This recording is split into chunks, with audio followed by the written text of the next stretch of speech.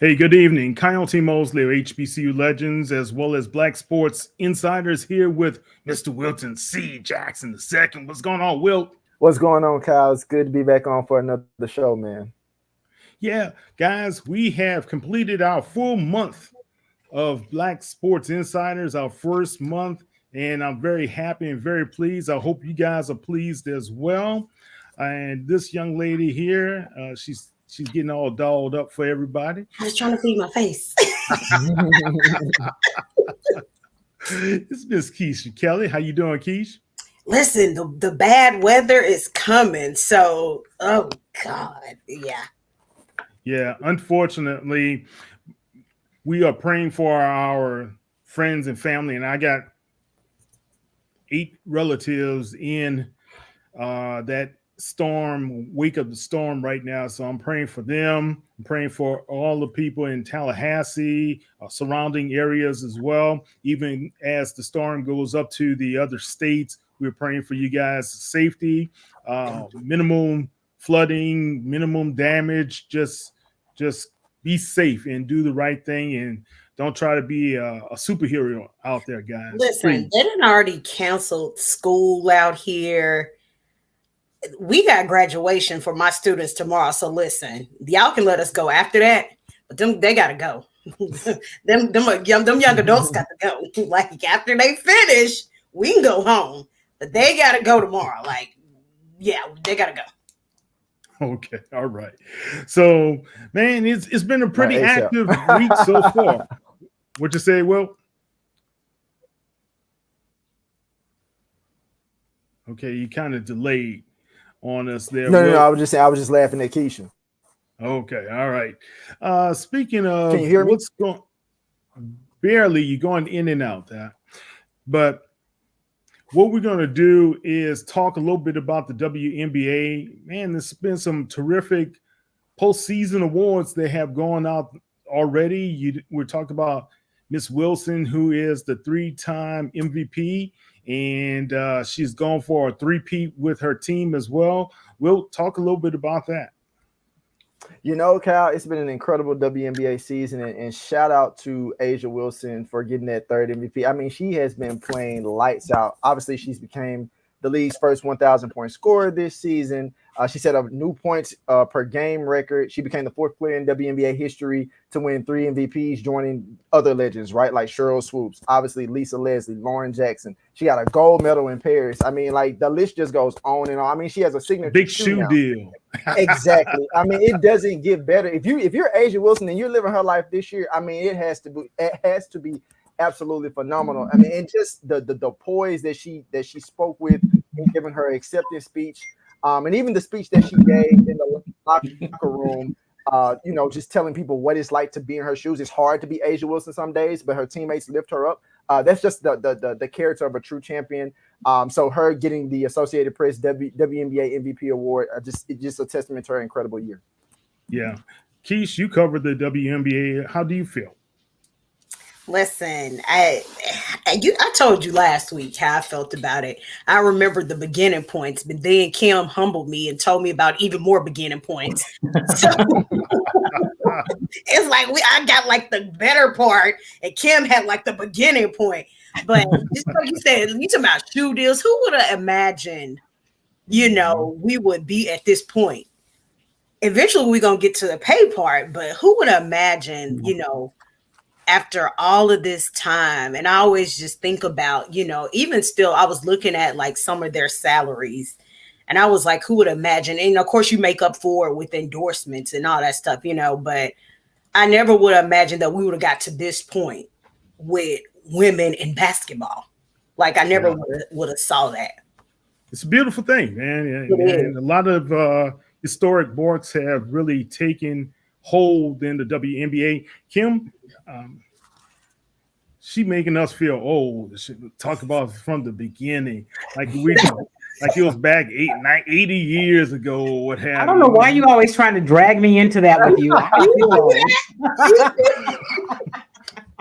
I forgot. You were 10 years old when you were covering WNBA. I feel seasoned. I do not feel old. Okay. Seasoned is the word. Very that is the word. Yes. Yeah, I was we went over to the Houston Rockets where they unveiled their new practice facility, and the owner Tillman Fertitta, he held a press conference afterwards, and I asked him about, somebody mentioned the NHL team, about his, where that stood. So then I asked him about the WNBA, and he said absolutely he'd like to have a team. He got in a little bit late, but Gretchen Shear, who's the team president, is leading that charge, and he spoke kind of at length about it. So when you think about WNBA and that he is full speed ahead on trying to make that happen, he said it seems like it should be the place, right, that Houston gets an expansion team, but he in terms of expectations, he tried to temper those, but he's going to do whatever he can. So when I think about where we are now, like cities really trying, wanting to get a WNBA franchise like this kind of second time around. And I think about what we're seeing, and like Keisha said, who would have thought, we think about shoe deals. Cheryl Swoops had one way back, when you say back in the day, but it's a whole different thing that we're talking about today in terms of some of these opportunities, and just, it's exciting to see. And I will be glad when we can, it's not just all these firsts and it's so new, and that the people that come on board now as fans and supporters, that they will stay and enjoy the game, and they can get beyond the culture war. However you got here, just come on in and watch and become a fan beyond. And stay. Whatever brought you here, we don't really care. But just stay and respect the game and respect the work that these women are putting into it. Yeah, just have a seat. Have a seat. That's the best thing we can say. Ray, what's going on, sir? What's up, everybody? I'm in Washington, so as y'all can see, it's crazy right here. Right, one game did a whole lot. One game and one performance did a whole lot. I'm trying to tell you. We went from predictions that this team would win 6 games to now they can win 11 and they can win a division and maybe make some noise in the playoffs. So we'll see what happens. But it's all good vibes coming out of Washington right now. What about Atlanta? Yikes. We ain't talking about Atlanta right now, but you know what? No, they played the champs tough. They played the champs tough. And hey, you win some, you lose some, like Pop said on Friday, but you live to see another day. So 1 week at a time. That's how I live anyway. I'm not overreaction. I'm not overreactionary, I guess is what I'm saying that right. Okay. Not impulsive. We'll talk a little bit about the historic performance from Mr. Jaden Daniels from Washington Commanders a little bit later in the show. But right now, guys, Caitlin Clark is the rookie of the year. Miss Carrington, she is the most improved player of the year, right? I like her. And all that these young ladies do, I mean, you look at the talent that's being out there and the talent that's coming up. Is Flau'jae, is it her time this year coming up? Or she has one more year? She has one more year. She has one more year. Yeah. Now they can't declare early. I think she's making more money in college. I think she has a COVID year. Yeah. That's why Angel Reese could have declared before last season, but she said, I'm making more money in college than I am than I would in WNBA. So she stayed an additional year to capitalize on that championship. So I think Flau'jae got the podcast. You know, she's a rapper. America's Got Talent. She's a rapper. Yep. Yeah. She's killing She's it. driving around in that big old Benz right now. She's doing it. Just makes sense. Yeah, it does make sense. And if you guys had a chance to look at the LSU documentary that's on, I think it's on Prime, right? And just talking about all the money that's going through the Bengals Tigers program, and you look at other programs, big programs like, let's say, University of Texas and U of H and Alabama, and I don't think you put U of H in that category. Now stop it. Fertitta, U of H. So anyway, Magic Mac for U of H.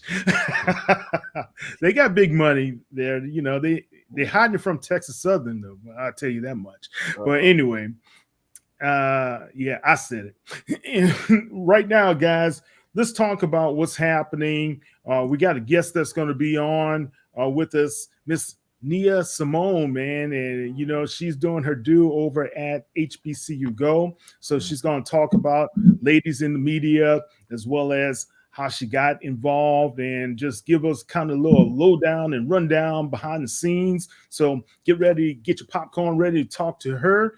And right now, when we look at the playoffs that's going on, what's happening with these guys? Are we expected to see the Aces to three-peat? I think right now that's an easy favorite to say, Yeah. but I mean, obviously the games still have to be played. But I mean, you can't lie, the performance they put on yesterday. For those who don't pay attention to Chelsea Gray, I think after yesterday's game, obviously she had some slow starts and still kind of, bringing herself back to full speed. She looked incredible. She looked like magic. Yes, she looked like iconic Chelsea Gray, dishing the ball like she does, and she's so important to what the Aces do on a game by game basis. And of course, obviously you have Asia doing her thing, Jackie Young, Kelsey Plum. They're still obviously going to be the favorites to go after this three-peat. I will say this though, they are going to get a very tough Liberty team in this next round, and the fact that the Liberty have the number 1 seed, that means they have home court advantage in those first 2 games. So obviously the Aces are going to have to make sure they pack their bags tight and be ready to play when they go to New York, because that's a tough place to play in. Okay. Who you got, Keish? Listen, I'm gonna echo right what he said, and that's something I'll say. If you're not paying attention to somebody, you might want to start paying attention. And yeah, it is. It's the easy favorite. So I definitely agree. We can. I guess we'll see, huh? But it's pretty much like you said. The game still has to be played, but it's an easy favorite. Okay. All right, Kim. Any thoughts? Yeah, I can't really differ from what's been said. Kind of hard to go against the Aces, but I do think the matchup is going to be, I think it's going to be good. I mean, I think it's going to be some good basketball. And if you haven't been tuned in before now, go ahead and jump in. Don't tell anybody. Just jump in now and watch it. You will not be disappointed. All right. Please don't give his opinion. I just want to say that I'm old school too, y'all. I remember when playing down low mattered in basketball. And the WNBA, they play the game the right way. Jonquil Jones, I was able to cover her when she played for Connecticut. They lost to the Mystics in the championship, but if you run through her, as much as I love Breanna Stewart, I love UNESCO, I'm telling you, you start with her, then you got a chance against Aces. You got to make them work on defense. Got to make them work on defense. She's the X factor for the Liberty in that series. I'm telling you, she's tough. She played basketball right here in the DMV, her high school ball. Don't sleep on her. All right. Well, we're going to talk to a hooper coming up. That's how she got her career started in HBCU hooping.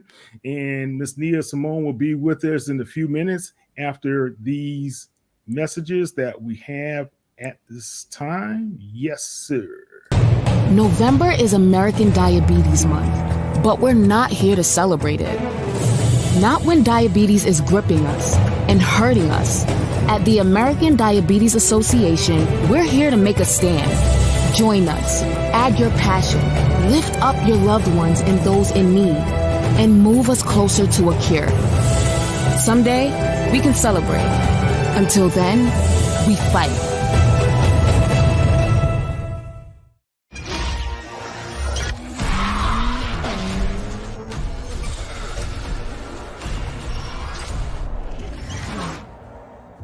Visit your local Acura dealer for attractive offers on a new vehicle.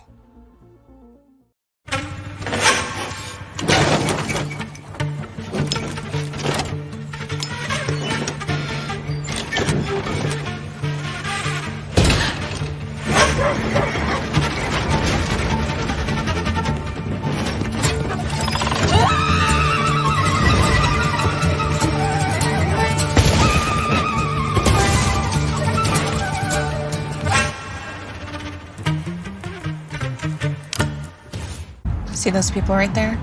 Mm-hmm. When they get inside and find out this place doesn't serve food, they're gonna wish they had done this. Facts. Get one favorite like a Big Mac or Quarter Pounder with cheese and get another for just $1 right now at McDonald's. This is how it starts with the 2023 McDonald's Change Leaders. 10 young Black visionaries who are starting something and changing everything. Find out what they're up to at mcdchangeleaders.com. No charger?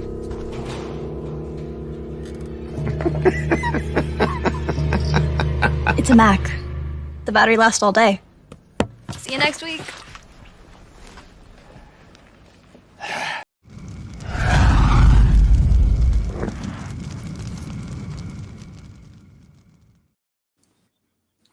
Okay, guys, we are back, and we have a special guest, Miss Nia Simone. How you doing, Nia? I'm well. How are you? What's up, family? Oh, good to see you. Oh, hello. That beautiful smile of hers that brightens up everybody. How you doing? It's good to be able to finally connect with you, right? I know, right? Thanks for having me. You're welcome. All right. How's everything going over at HBCU Go? Everything is well. We're rolling on into week 5, which is unbelievable how quickly the season will fly by. It's just like this. So we've had some great games on both the syndicated as well as obviously the cable side. We had a thriller, ending on both sides last week. So it's been fun. It's been exciting. It's great to get to these campuses and connect further with just the culture and the environment, but also to the coaches and the players. I think that's been the most rewarding part. So, yeah. Well, I was always interested. How did you, because you used to hoop in college, right? And how did you know that you wanted to be a part of the media? So funny enough, my mom was always the parent that kept me around whatever it was to inspire me. Before we got our WNBA team, I was always at the Georgia Tech games, and then the Atlanta Dream came in 2008. And my mom just made sure that she kept me around what made sense to me. And so I had the opportunity in high school to become a ball kid for the Atlanta Dream. And I remember one day, it was pregame, obviously, I'm able to see everything that's happening, like literally from the beginning to the end of the game day experience. And so I had the opportunity. One day I was, rebounding for a player, and I see this beautiful, tall Black woman walk in, and I'm like, what's she about to do? I saw she was doing a report and stuff like that. And it was LaChina Robinson. And I remember coming home and telling my mom, I want to do what she's doing. And so LaChina just took me under her wing when I was just maybe a junior going into my senior year of high school. I was able to shadow her, and it's just been history ever since. So shout out to my mom. Yeah. Thank you, Mom, for leading you in that direction, because you're doing a great job for HBCU Go. I know you're on with those guys, and it's been quite an adventure for you. Any questions, Keisha? Hey, Nia. Hello.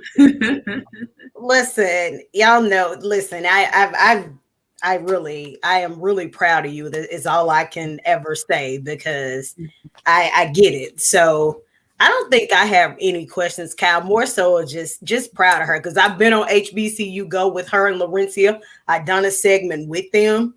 So, I think it's just more so proud of what y'all are doing. But yeah, keep it up. I mean, because I've watched it from the beginning. So yeah. Okay, well, good. What about you, Kim? I would just ask, well, first, like Keisha said, congratulations. But what are some of the plans for HBCU Go in terms of programming and stuff that you guys have coming up the pipe? Yeah, no, we're excited to obviously break into basketball season. Is slowly but surely creeping up on us. So I know we did some coverage at SWAC Media Day, and we're just excited to keep the ball rolling. We've had some great talent from Antoine Bethea and James Hatnot, Laurencia Moten, Jasmine McCoy. Obviously, I don't know if you guys saw the pre-show that aired a couple of weeks ago, which was incredible. So every single year, I see how much the network is growing and how much we want to be innovative and more hands-on and just really bringing the HBCU experience. It should be no reason why we have to go to other networks to see other networks that does not cover HBCUs specifically, where we have to go and get some type of game day experience. Why not have it within ourselves? And so I'm really glad to just see how much the network is growing. This is going on my 3rd basketball season, and just so much has changed in over 3 years. So I'm super excited to see some of the things they put in for basketball season, and as we continue this half football season. It's going to be very interesting. Yeah. I had a chance to speak to Curtis Simons, president of HBCU Go, before you guys launched this new platform to have the big game show. He said, "Hey, Kyle, Fox got theirs, we're gonna have ours, and we're gonna cater to our people the way we need to, and talk to our people about more than just sports. Let's talk about the culture, the bands, and everything else that went along with the whole HBCU experience." How important has that been for you guys, as well as the fans, to see you guys there on a weekly basis? So first of all, I will run through a wall for Mr. Curtis. I mean, if he was my basketball coach, I'd be like, "Coach, listen, what you need from me?" Because Mr. Curtis, he listens to us, he hears us, he sees us, and I'm just very grateful to have someone like Mr. Curtis, who's been the brains behind HBCU Go as a whole. And it definitely rubs off on us. But just to speak personally, I played at 2 HBCUs. I played at UAPB as well as Alabama State. And I can count on my fingers how many times over those years that I played for those institutions that we had a televised game, Wow. And so now it just really brings me so much joy to when the athletes are on the coaches' calls, or the coaches are super excited to talk to the parents. I just did a one-on-one interview with the Poole brothers at Virginia State. Those type of stories are now being told that weren't told 5 or 6 years ago. So, and just to see the growth of HBCU sports and everything around it has been absolutely incredible. But, coming from a former HBCU athlete, just hoping that at least we have 1 or 2 preseason games that will be on television for my family who may necessarily cannot travel to where the game is, or maybe a little far, or how do they tune in, right? I think that every institution tries their very best to get and reach as many fans as possible, but also to awareness, right? I have friends text me, "Hey, I'm at a bar right now and I see you on my TV." And it's just like, wow, this is where HBCU sports has grown, and it's only going to continue to get better. And I think that we have such a unique broadcast because, again, we have some amazing, amazing talent, but I love that specifically we focus too on the culture, right? Every halftime show, you're watching it live, I'm queuing up every single band. There's no other network doing that, right? So not only are we tapping and making sure that our fans know what's going on from, the start of the game to the end of the game, but also in between the game, what's going on around culture. I try, and every single week I go out and connect with different small businesses and restaurants and talk to the students about what's going on campus, and can we put this on air to be able to highlight you guys more. So it's just incredible. And I think it's even better that I am a former HBCU athlete, former HBCU grad, to know what it is that we really, really need and deserve. Awesome. Will, any questions? Neil, it's always good to see you. I see you like every other week with Atlanta Dream, and we cross paths with HBCU game day, so it's always good to see you. My question is just, you actually kind of answered it a little bit, but I want to ask this: how rewarding has it been to be able to talk to some of these businesses and kind of go behind the scenes of telling these stories? And that's, I guess, the first part of the question.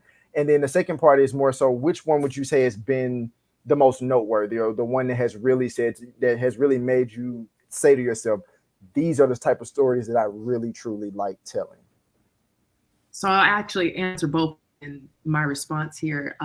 So we were at Southern University about 3 weeks ago, and our crew, we love to eat. So we always try to find the best mom and pop spots, the small businesses that we can go out and support and show some love to.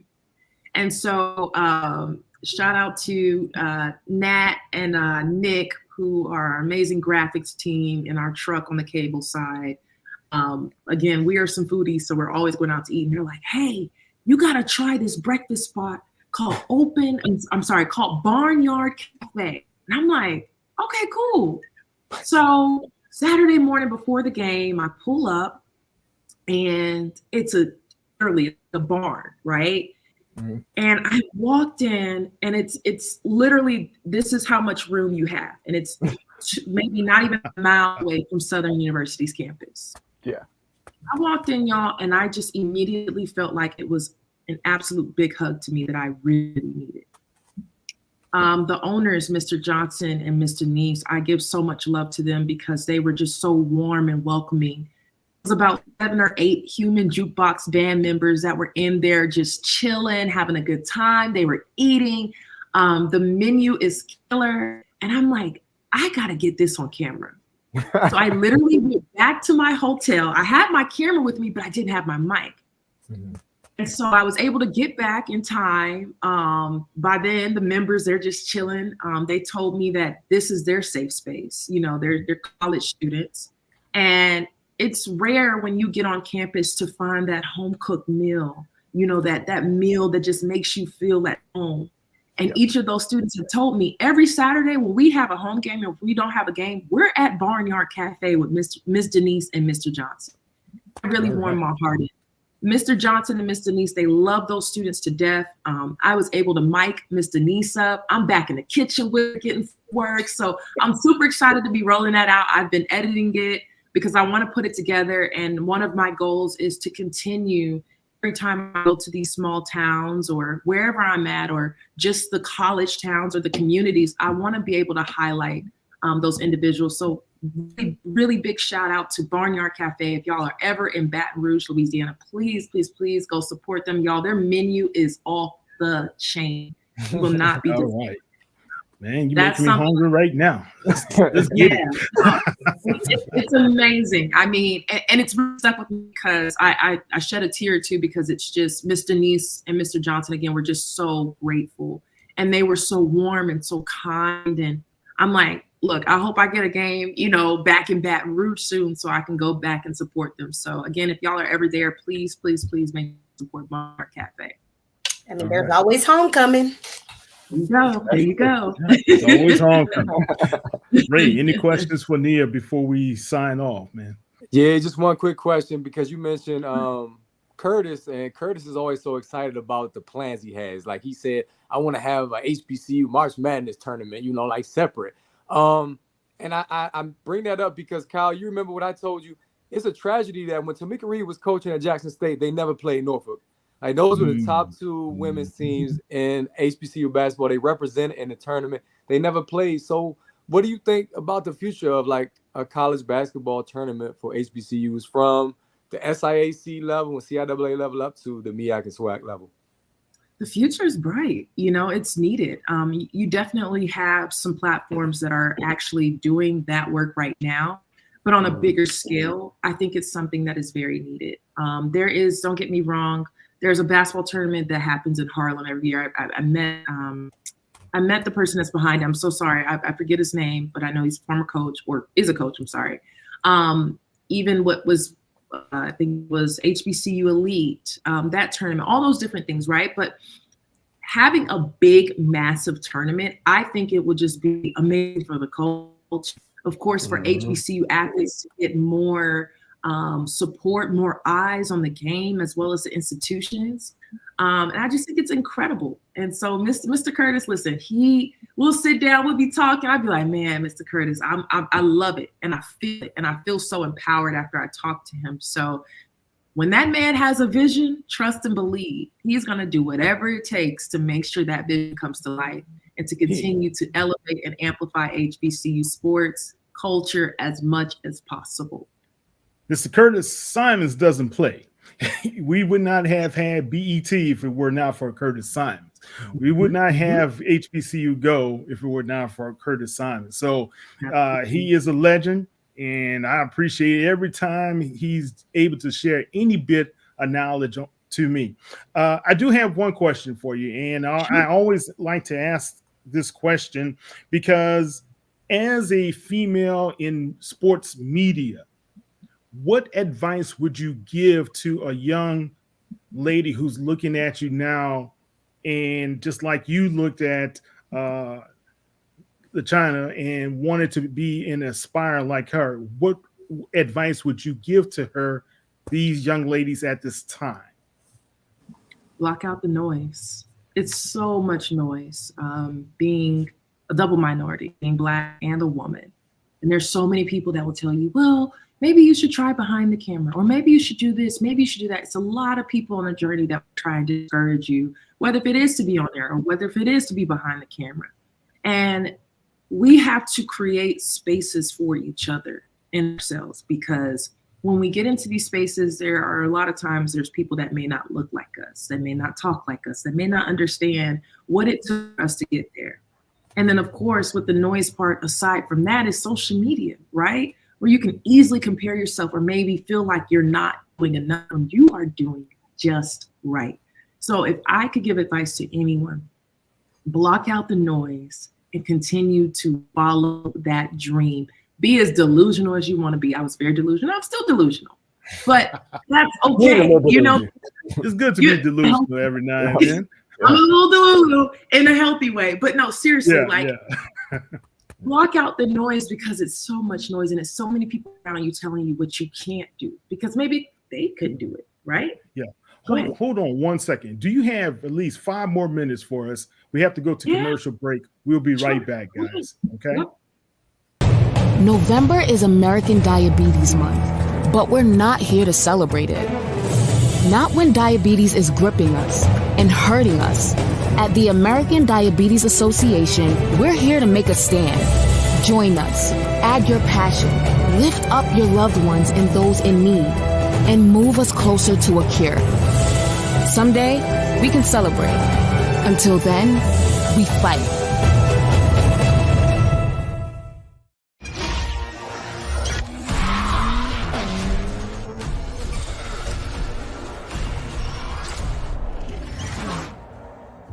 Visit your local Acura dealer for attractive offers on a new vehicle.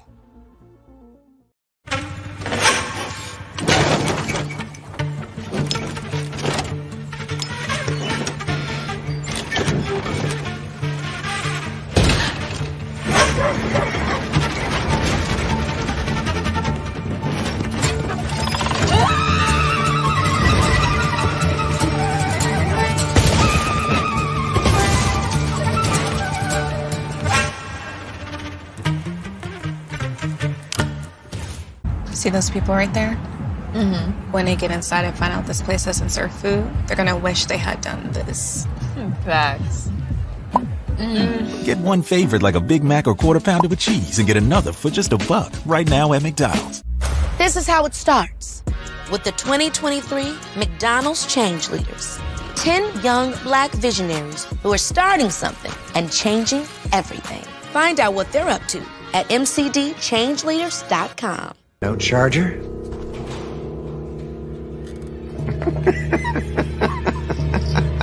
It's a Mac. The battery lasts all day. See you next week.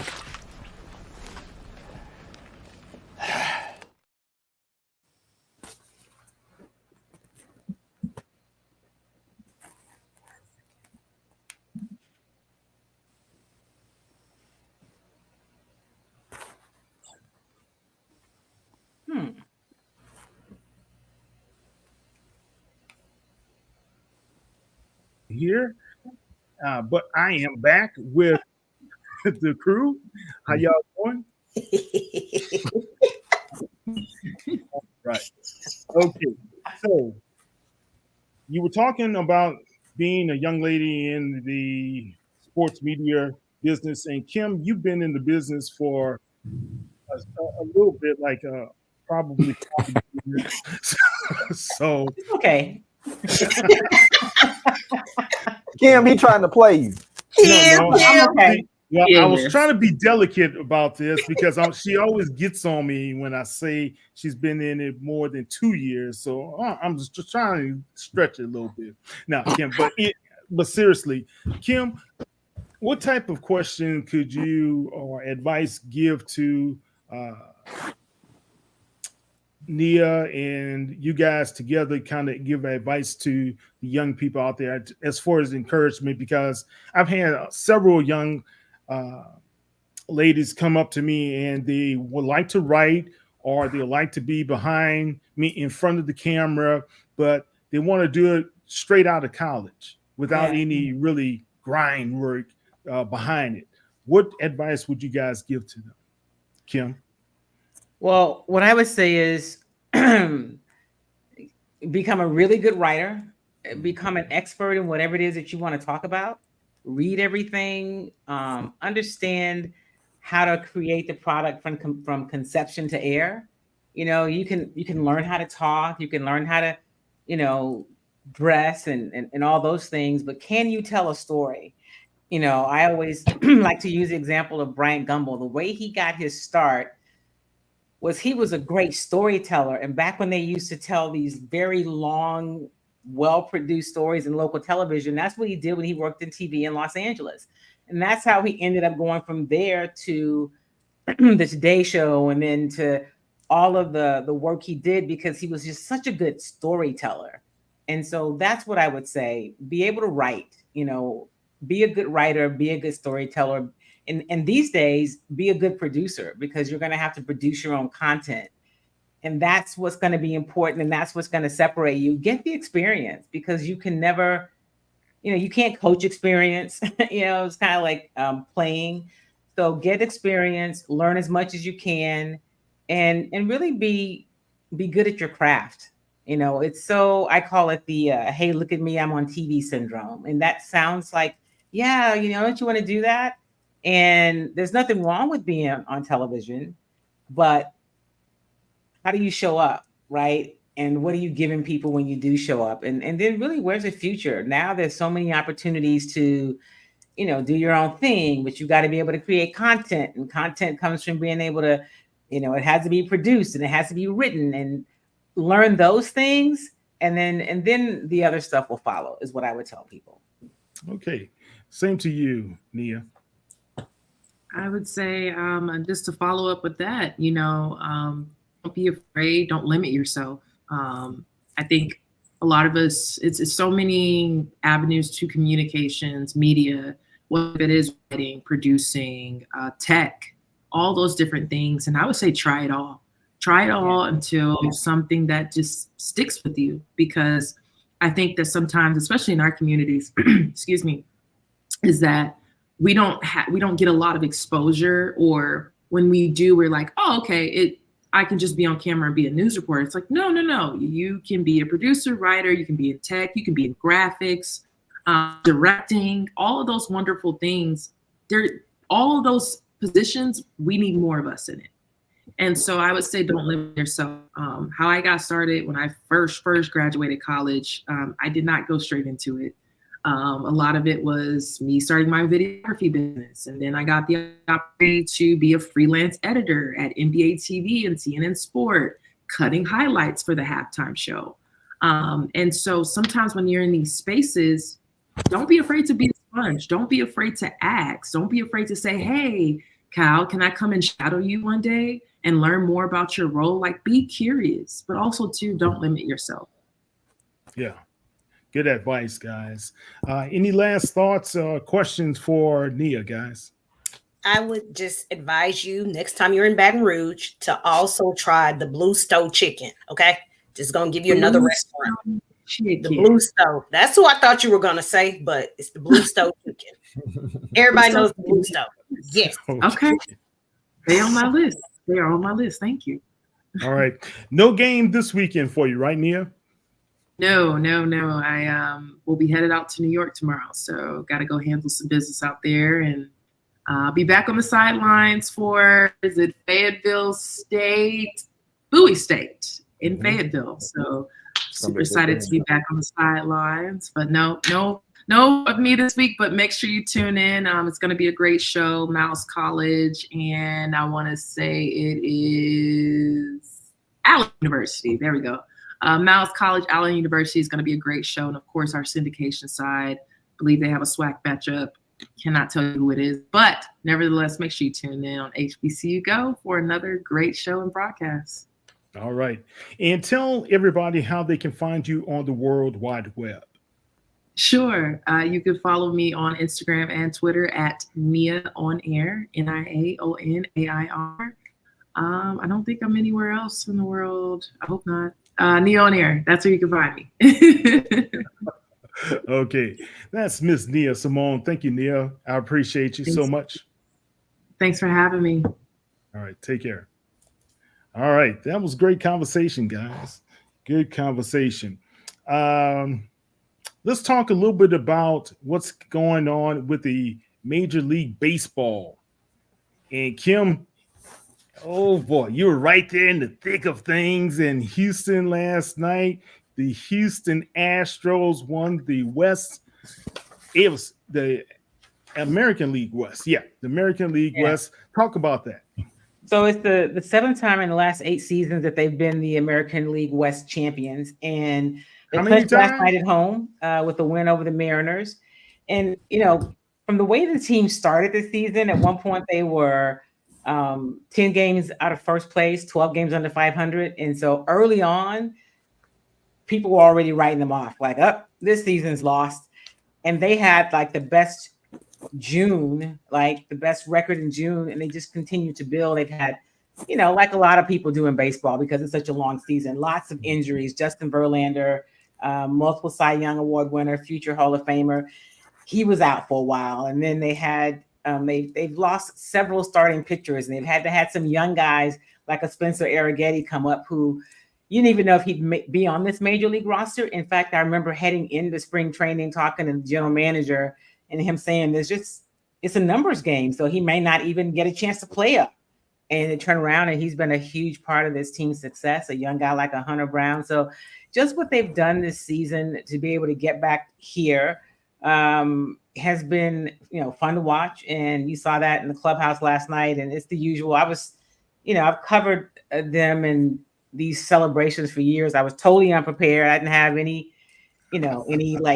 rain gear or whatever. And somebody looked at me and said, I know, I've been everywhere today, like Rockets opening facility. And so there I was. And so in terms of how far they can go, I have no idea with this Astros team. But what I will say is because the expectations aren't like they've been in recent years, I think it's less pressure.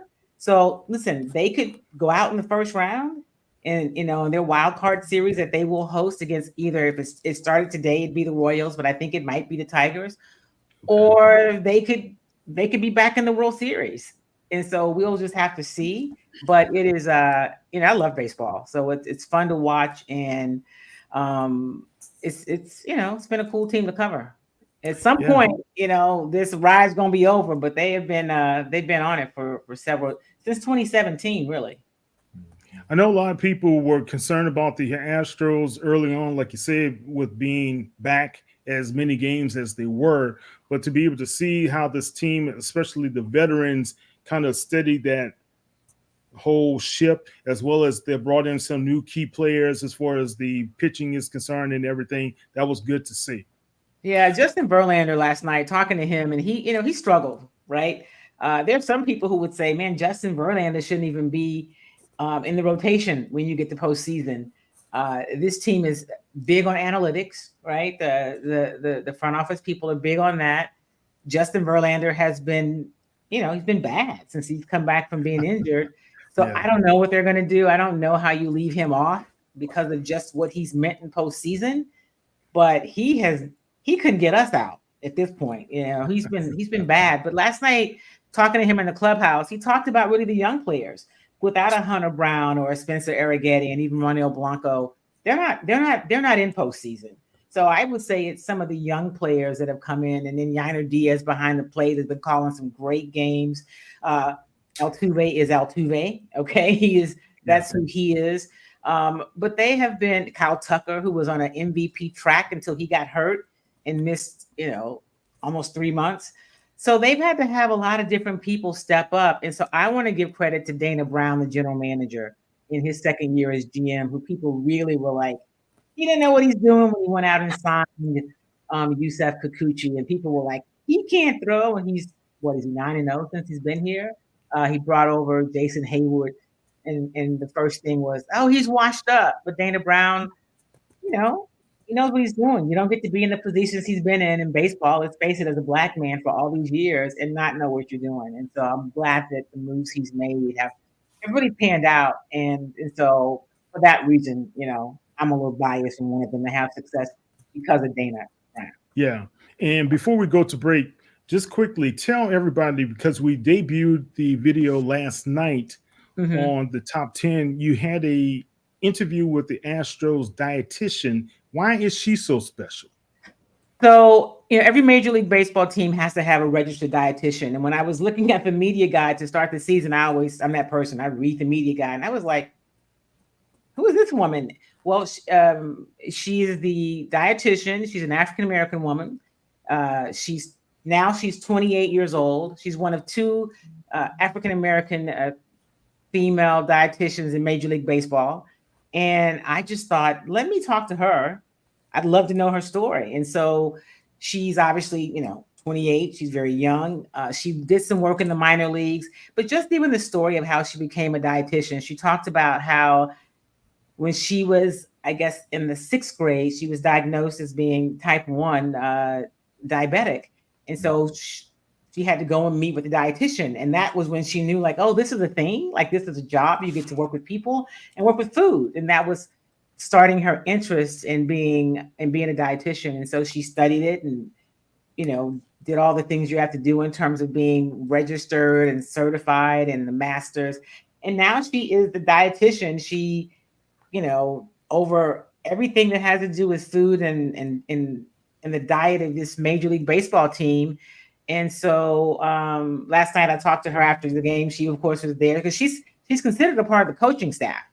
She doesn't wear a coach's uniform, but, she's at every game. She travels. So when they take the picture on the field for the coaching staff and the players after the game as AL West champions, she's a part of that picture. And so I thought that was really pretty cool for her. And she said, in the past, when I worked in colleges, right, even with Olympic sports, when you're as a dietitian or a minor league, you're not playing for anything like maybe a World Series. And so to be a part of that was special for her.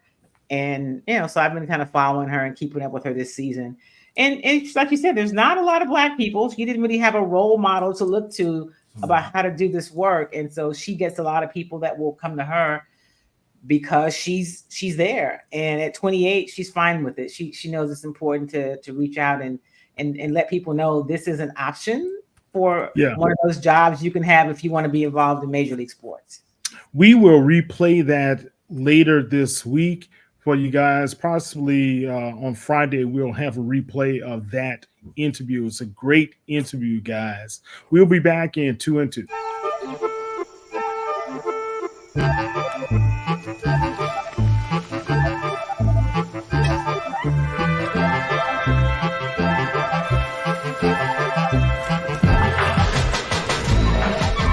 The walking tree is said to change its entire location in pursuit of sunlight.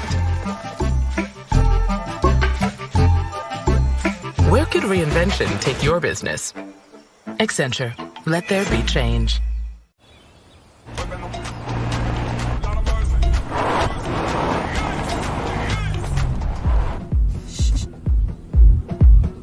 That way.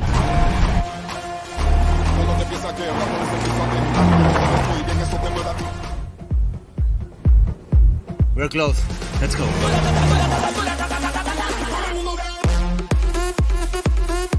With Nissan, fun has no limits. Hey, it's Jared. Let me show you how I created my dorm room vibe for less with Amazon. I have tons of different clothes. I have some pajama pants, more pajama pants. People say I have too much. I don't really listen to people.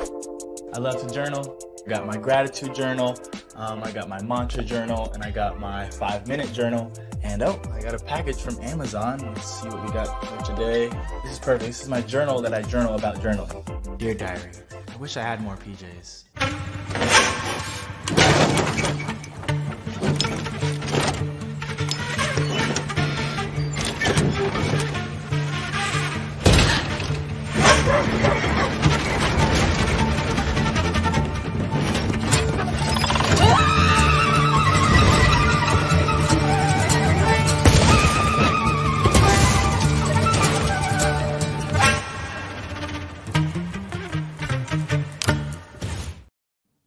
Okay, Kyle T. Mosley of the Black Sports Insiders. We are back and we're about to wrap up the show. But before we wrap up the show, Ray, talk about Jayden Daniels. How important has this young man been? How historic has his first 3 games in the NFL uniform been for him with the Washington Commanders? I was just talking about this before I came on with you guys, and I was trying to compare it to another era in Washington Redskins / Commander history. RG3 is probably the closest example. 2012, the team went on a 6-game winning streak, went to the playoffs. And anybody who knows the DMV area, the Commanders are number one, even when they're losing. I don't care if another franchise like the Nationals or Capitals have won championships, even the Mystics, the Commanders are number one around here. So to see the reaction, we got people saying they can't sleep because they just so excited about it. I have not seen anything. Sean Taylor, we know the late Sean Taylor, he created that type of buzz around here. But I'm going to go all the way back to the 90s when the Hogs, Darryl Green and Art Monk and Doug Williams, that era, I haven't seen excitement like that since then. And we're talking about how many years later now. Just one game did that, but it was such a historic performance. He only had 2 incompletions, only 2 the entire game. The Commanders have not punted in I don't know how long. They've had the best punter in the league for years now because they were never really good on offense. But what he did as a rookie on the road against 2 LSU legends on the other side, and Joe Burrow and Jamar Chase, it just showed the type of young man he is, and he's so likable. He's a leader already as a rookie on this team. And if anybody knows about the Commander Stadium, it does not fill up with Commander fans. It always usually fills up with opposing team fans. Now, if they win in Arizona this coming week, then Jaden Davis is going to have that place rocking and 2 weeks from now. And it's going to be amazing. Darryl Green, all-time great for the franchise. His numbers being retired the night the Commanders play the Panthers. So when that happens, if they're 3-1, 4-1 by then, it's going to be crazy. And I don't know if he's even aware. I was just asking the question, how can you roll out the red carpet for this dude? What can you do? Does he get like a LeBron-sized mural? Like, you got to keep this brother happy and elevated because he's doing something that has not been done around here in such a long time. Yeah, isn't Green from Houston? He is from Houston. Yeah. Another Houston great. Blessing the NFL. But historically, Drew Brees, Tom Brady, Jaden Daniels, through 3 games in the NFL, those 3 men now have the highest completion total of any quarterbacks ever to play the game. And Daniels is number 2 behind Drew Brees by 0.2 of a point. Isn't that something? Awesome. Congratulations to that young man for what he's been doing. It kind of reminds me of what CJ Stroud did last season for the Houston Texans, right, Kim? Yeah, it does. And I remember when Jaden Daniels was coming out, although Caleb Williams 2 years ago, people said, oh, he's going to be the number 1 pick. And so it was kind of embedded in people's minds. But there were many who watched him and said that this Jaden Daniels is the best player in the draft, and best quarterback in the draft, I'll say. And so but it all comes down to getting in with the right system, with the right people around you and the right coaches, right? And so I think that he went to the right situation for him, and it's good to see him do so well. It's usually early rookies struggle those first few weeks. It takes them a few weeks to kind of get their footing. The game starts to slow down a little bit. So for him to come out the chute and be able to do what he's done is impressive. Awesome. All right, guys, let's talk a little bit about some HBCU football here. Let's see if we could be able to. Can you guys see this file? Nope. Okay. Don't worry about it. All right. Kyle. Well, look, it's been one of those days with the show that we've been having some technical difficulties. But anyway, we will keep on rolling. How do you guys see the Jackson State, Texas Southern matchup? Wilton, are you going to come down to H-Town, or are you going to stay in Jackson and wait? I will actually be coming to Houston for that game. I also think this is going to be a pivotal game, and I think that game, honestly, is, in my opinion, I may be a little biased, but I think that game is a little bit more important for Jackson State than it is for Texas Southern, considering that Jackson State's coming off a loss to Grambling and a team that you knew it was going to be a challenge for them. But at the same time, I think it would behoove Jackson State to not get two back-to-back losses. Before going to Texas Southern, then after that they were facing Alabama A&M team. But this is also a Texas Southern team. I've been telling people this is not the same team that you would have expected from Texas Southern the last 2 to 3 or even 4 years. This is gonna be a team that's ready to compete from both sides of the ball. They have a lot to prove. And if Jackson State's not ready, and I guarantee you Texas Southern is going to watch that same tape that Grambling did to Jackson State in Grambling. So if TC, obviously haven't watched tape this week, he talked about, some of the defenders, specifically the linebackers group for Texas Southern. They have to be ready to play. Okay, Kim. Yeah, TCU's, they're big up front, and in the game against Lamar University, it was some untimely penalties for them that really was the difference in that game. But they should have their quarterback back this week, which is going to be a huge difference because they haven't had him since the PB game. Right. They held him out last week when they played Lamar University. Yeah, Mr. Cooper, right? Really, KJ Cooper. KJ Cooper. Yeah, they're really physical, especially up front, and so it should be a fun game to watch. It really should. And I know that they want to, win their first home. This is their first home game, and with the new coach Chris Dishman era, even they played in the area, but it's their first home game, and I know they want to. They're really fired up to try to, clean up some of the mistakes they've had and to get a win. So you're right; it should be a fun game. Keisha, Southern, who are they playing? We are on God, praise God. We are on a bye week. Thank you, Jesus. Okay. All right. Ray, what's happening in the MEAC and CIAA? First of all, I just want to say North Carolina A&T, man. Whenever you see your ex and you can get a win, it's always good. I always talk about those who have left the MEAC. And they got South Carolina State this coming week. So maybe a chance at redemption for them. Their whole alumni group and fan base, they think they're so important. Like, all y'all do is talk about us. But anyway, we'll see what happens. There's more chatter about them coming home. Norfolk State got a big win against VMI last week. Played pretty well. Passing game finally got going. As a matter of fact, their alumni group shared the video from last week about Michael Vick. So the discussion about a coaching change is still there. However, they play Central. Everybody knows Central's predicted to finish first. Central just smacked A&T. That's their rival. And Central's the best team in the conference. So it's an opportunity for them to take another step forward. They can show up like they did week 1 and last week in the trenches and also establish that passing game. They got Jalen Daniels down there. And Norfolk, I think those are the 2 biggest games in the MEAC this coming week. And I like, again, what Chennisberry's doing. If you beat A&T pretty bad, kind of like Central did, then you setting up yourself for a fun game against North Carolina Central. All right. Well, good. Top teams in the nation. Who would those guys be? I have Florida A&M number 1, NCCU number 2. Who's coming in third there, Will? For me right now, it's a little tough.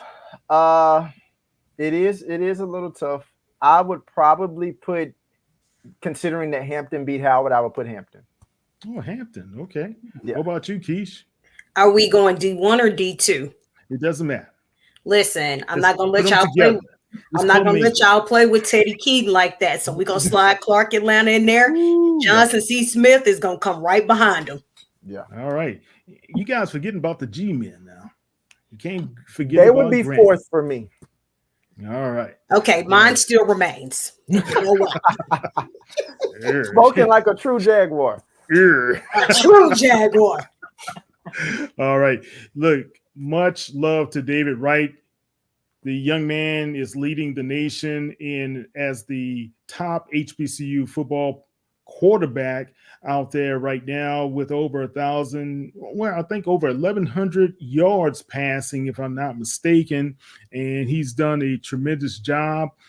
Those guys upset Bethune-Cookman last second walk off. All right. And we had a couple of last second walk offs.